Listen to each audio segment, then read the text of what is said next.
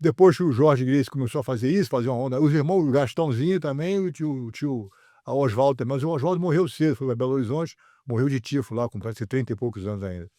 E depois o Gastão foi para São Paulo e ficou o Jorge Gracie na academia com o tio Carlos, sendo o cara de frente da briga. O Carlos Gracie fez poucas brigas no começo, lutou algumas vezes, mas não foi o cara que brigou o tempo todo, ele era o cabeça da brincadeira.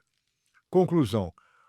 O Jorge era um cara meio indisciplinado, não queria escutar muito o tio Carlos, e o papai não, o papai, como era mais novo, levou o Carlos Gracie muito a sério, como disse, era quase um segundo pai para ele. E o tio Carlos um dia percebeu que o Hélio Gracie tinha realmente condições, o Jorge, como eu disse, meio sendo um pouco disciplinado, não sei o quê, não estava fazendo como diria as coisas, e o Carlos Gracie pegou, abraçou o Hélio e levou o velhinho para onde tinha que ir.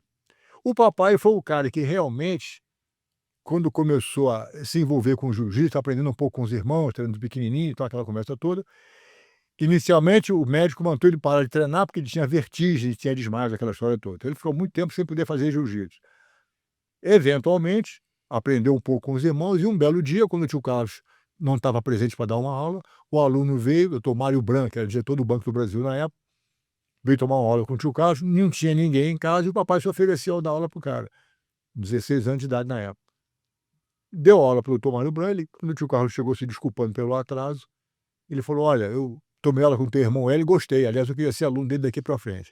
Ou seja, o papai foi ser promovido a ser professor de jiu-jitsu pelo próprio aluno.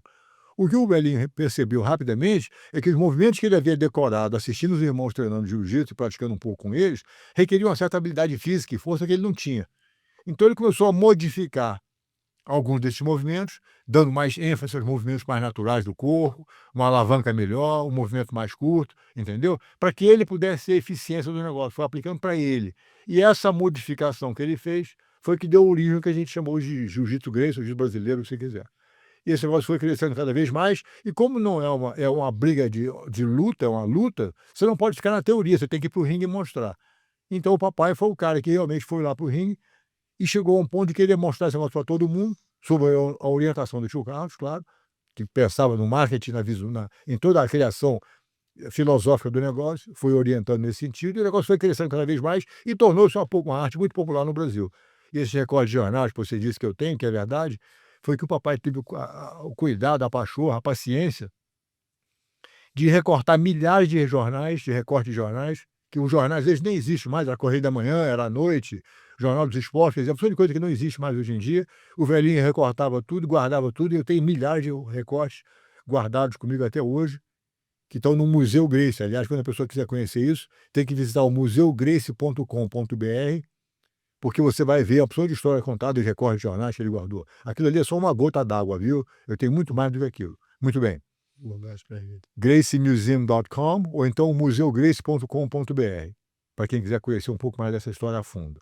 Muito bem. Então, quanto a essa história das pessoas dizerem que o jiu-jitsu está sendo rebranded, agora é o jiu-jitsu americano, é o brasileiro, cada um fazendo a sua própria história, que os Gracie não têm essa importância toda, eu tenho que discordar disso e dizer que é um argumento ridículo. Porque realmente, quando o Hélio Gracie fez o que ele fez, que eu sou desafiar todo mundo, desafiou o Joe Louis, campeão mundial de boxe, pro luta, o Joe Louis não quis lutar. Eu tenho uma carta assinada pelo Marshall Miles, manager do Joe Louis, que ficou no Hotel Excelsior em Copacabana na época, assinada no jornal, a carta escrita no papel timbrado do hotel, dizendo que o Joe Louis aceitaria lutar com qualquer pessoa se fosse uma luta de boxe, mas não quer fazer boxe contra jiu-jitsu. Ele respeita todo mundo e tal, mas não quer fazer. Ou seja, o desafio do Hélio Gracie nos jornais contra o Joe Louis está escrito, está impresso. Cadê os outros alunos do Conde Coma que não apareceram nessa hora? Cadê os alunos do Conde Coma que não lutaram com Kimura? Campeão do mundo na época, com 33 anos de idade, veio ao Brasil para lutar com o Hélio Gracie, que não quis lutar com o Hélio Gracie quando o papai primeiro desafiou o Kimura, recusou o desafio, dizendo que o Hélio Gracie é muito levinho, muito pequenininho para lutar comigo. Quer lutar com alguém, luta com o Cator, que está aqui comigo, que faz parte da equipe dele. O papai lutou com o Cator, a primeira luta com costela quebrada, empatou com o Cator. Um mês depois lutou de novo e estrangulou o Cator em 6 minutos, botou para dormir. Foi aí que o Kimura teve que aceitar o desafio do Hélio Gracie e lutou com ele.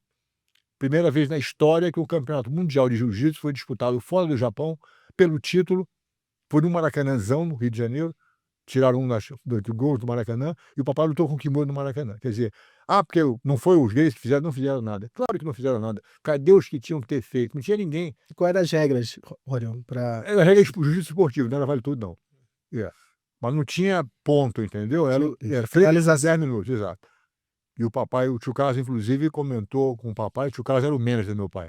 Falou: olha, eu só deixo você lutar com o Kimura se você prometer que se ele te pegar num golpe bom, você vai reconhecer e bater. Para não querer resistir demais e amanhã tá com o braço injuriado pro resto da vida, um cotovelo quebrado, um ombro deslocado, vai te atrapalhar. Não, o papai falou: não, se ele me pegar num golpe bom, eu reconheço e bato, se for o caso. E baseado nisso, o tio Carlos autorizou a luta. Papai foi lutar com o Kimura, 3 rounds de 10 minutos.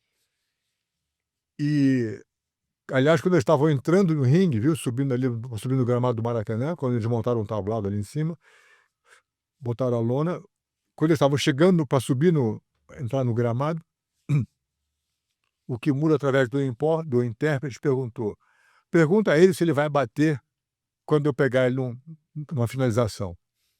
E o papai sentiu isso quase que... achou um troço meio arrogante do Kimura perguntar isso, viu? Se ele vai bater. Eu quero ver se me pegar, quer dizer, essa que era a resposta instintiva dele, seria essa. Mas ele falou: não, de repente é um troço cultural.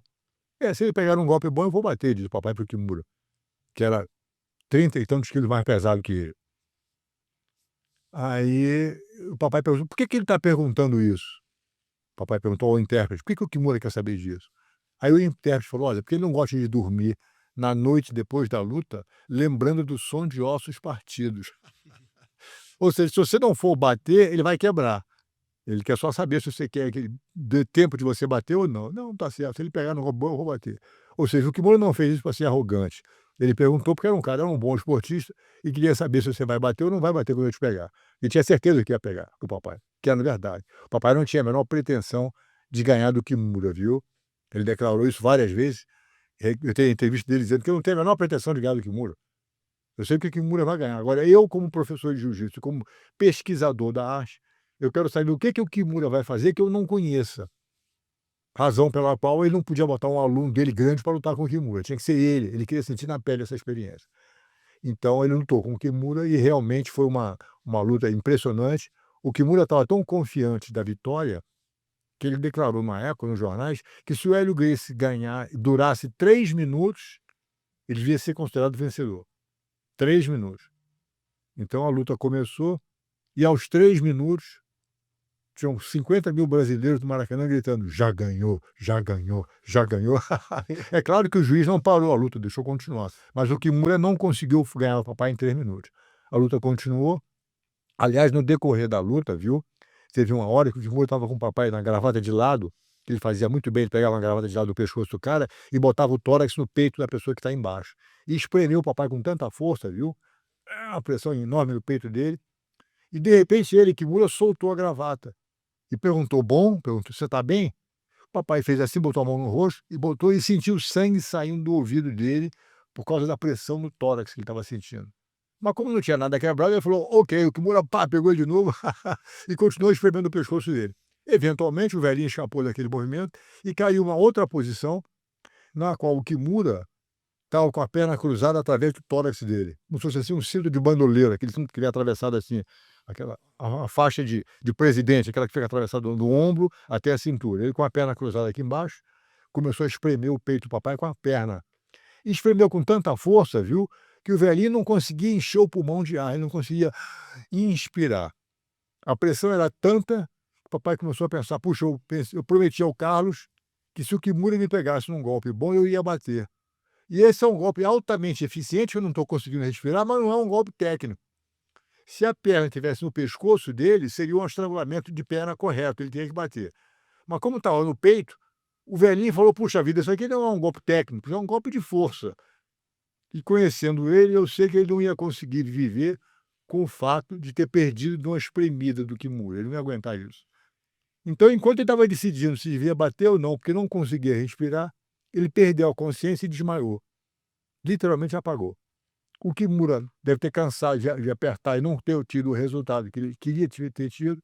Papai não bateu. Ele largou a perna, a tesoura de perna, e montou no papai. Quando ele largou o tesouro de pé, na circulação aconteceu de novo, o meu velho conseguiu inspirar. Quando ele acordou, tá o Kimura montado em cima dele, secando o suor, dizendo bom, bom, elogiando ele, sem saber que o velhinho tinha desmaiado e voltado. Foi pro além e depois voltou. Ou seja, é uma coisa mais bizarra que eu vi na minha vida. Já está desmaiado, entendeu? Papai, aliás, diz que é uma das grandes remorsos, assim, ou pena que ele tem na vida dele, é de não ter tido a oportunidade de dizer para o Kimura, enquanto estava vivo, que ele, Hélio, tinha sido colocado na posição de estar totalmente inconsciente durante alguns segundos. Eu queria poder ter dito ao seu Kimura, ele estava lutando com um cara desmaiado. Que loucura. Conclusão. Eventualmente, no terceiro minuto do segundo round, aos 13 minutos de luta, portanto, o Kimura pegou o papai naquela chave do Kimura, que é feita em nome dele, homenagem a ele, a chave do Kimura, pegou o braço do papai e começou a torcer o braço do velhinho de tal maneira que o papai falou que essa mão dele aqui, ele conseguia ver a mão aqui em cima. E o tio Carlos estava sentado na beira do ringue, que era o manager do meu pai, vendo aquela situação, jogou a toalha para parar a luta e dar a vitória merecida ao Kimura. Mais do que merecida. Ou seja, o Hélio Gracie perdeu para o Kimura, mas o Kimura ficou tão impressionado com a técnica que o papai apresentou durante a luta, viu? Que no dia seguinte ele veio à Academia Gracie convidar o papai para dar aula no Japão. Dizendo que o jiu-jitsu que apresentou foi tão refinado que nem no Japão a gente tem isso. Então o papai pediu uma grana na época e pediu proteção de 24 horas por dia, de proteção diplomática, né? Porque falou, pô, vou pro Japão, vira uma esquina daquela, vagabundo vem com a faca, me mata e o jiu-jitsu que eu sei vai embora comigo. Ela falou, não sei o que, ele não pode garantir pela tua vida. Eu falei, então não vou não. Ele ficou no Brasil, fez essa revolução que a gente fez aqui, e daí eu cresci nesse ambiente, aprendi comigo, e de repente foi para os Estados Unidos, comecei dando as minhas aulinhas na garagem, comecei a ensinar cada vez mais gente, hoje em dia está no mundo inteiro esse negócio. Então é claro que as pessoas que aprenderam o jiu-jitsu, baseado na origem do que os Gracies fizeram, hoje escrevem livro, que não foi bem assim, foi assado, os Gracies não fizeram essa onda toda, foi o fulano, foi o Beltrano, conversa fiada. Se os Gracies não tivessem feito o que a gente fez, o mundo não estava fazendo o jiu-jitsu do jeito que está hoje em dia. Portanto, quem quer desmerecer isso ou não tem consciência ou é um recalcado invejoso que quer jogar lama na história, mas a verdade é que se não fosse a família Gracie, o jiu-jitsu não estava onde está hoje em dia no mundo inteiro. Depois que Pelé ganhou 3 Copas e depois que Hélio Gracie fez o que fez, aí aparece que são os melhores jogadores, que são os melhores lutadores, mas ninguém fez o que o cara fez, ninguém fez o que Exato. Pelé fez, ser 3 vezes campeão da Copa do Mundo, até essa semana elegeram o Messi o melhor da história. E aí estão querendo tirar essa luz, esse brilho de Hélio Gracie, né? Claro, isso faz parte da brincadeira. Faz parte. Papai dizia o seguinte, viu?